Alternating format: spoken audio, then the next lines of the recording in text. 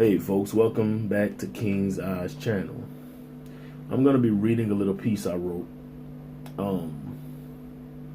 Yeah, it's to reflect manhood and some of the battles that we face, whether we know it or not. In particular, black manhood. But if you're a man, even if it's only a little, you can relate. I will say, even though this is not written to attack anybody,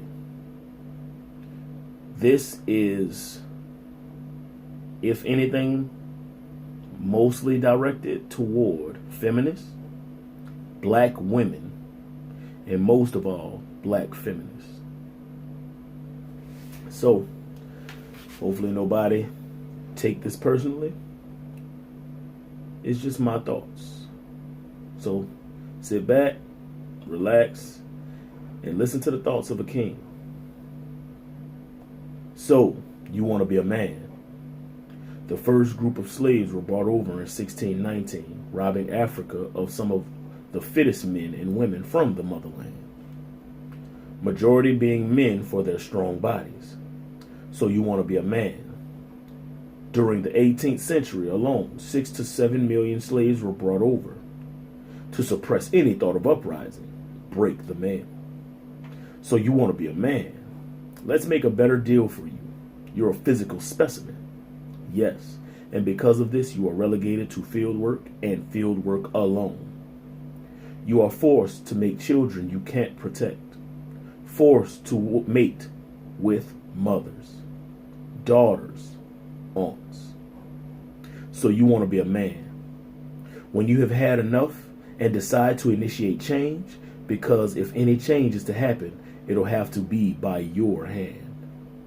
When it fails, in order to completely stoke those flames of rebellion, they sodomize you in front of all the slaves.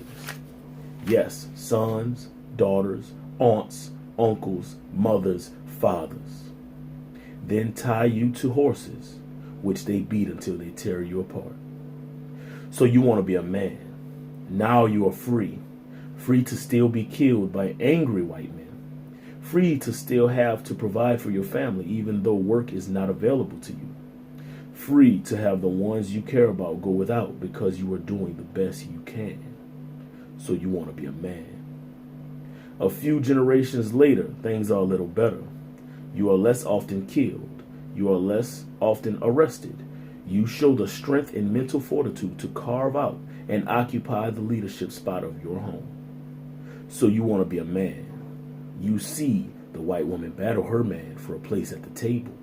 You see your woman cheer on the white woman. You believe this is a good thing. The white men get a taste of rebellion from their own. So you want to be a man. You rise up to make a better life for you and your loved ones. You march, bleed, and die for this change. Stay home while I go to battle, for I love you and want to protect you. For any change that takes place in this world will have to be brought about by your hand. So you want to be a man. You win the battle. You limp home, beaten, battered, and bruised. You prop up your feet. Your enemy defeated. Then you feel a chill. Undoubtedly, the enemy has returned. Bloodlust oozing from his pores. You feel hot breath on your neck as a sharp object enters your back and exits your front. So you want to be a man. You turn to look this enemy in the eye, and you are shocked. It's your wife, woman, mother, sister. Why, you ask, to which she replies, you have oppressed me. You were my true enemy. Your woman has joined forces with the white woman to take advantage of the opportunities you have won that would have helped you both. Her face morphs, her body contorts, and she raises up to challenge you. She casts you out, away from her, away from your kingdom, away from your children. Cast back out into this hostile world by an enemy you didn't think existed, by an enemy you were not prepared for, an enemy that was hidden from you. So you want to be a man, out in this world alone, fighting remnants of an enemy recently defeated, while being decimated and robbed by an enemy you are and were trained to be helpless against. Working 60 hours a week and having it stolen from you by the combined forces of the new enemy and the defeated enemy. Your sons and daughters being trained up to hate and oppose you by this enemy you once and still love. That enemy that sits above you, soaking up the soils or spoils of the past battles, while looking down on you, saying, "Is this all you earned? Why don't you earn more? I'm doing this well. You should be doing better. You're a man. I know you're way down there, but get up there," as she points to the mound of treasures the white woman sits on. She tells everyone else how low you are and that you are not doing what you are supposed to. You don't take care of your children anymore. You don't protect her anymore. You don't build anymore. All this while she holds your treasures, while she holds your weapons, while she holds your tools. So you want to be a man and look around at all that you have fought for, all that you have built, all that you have changed.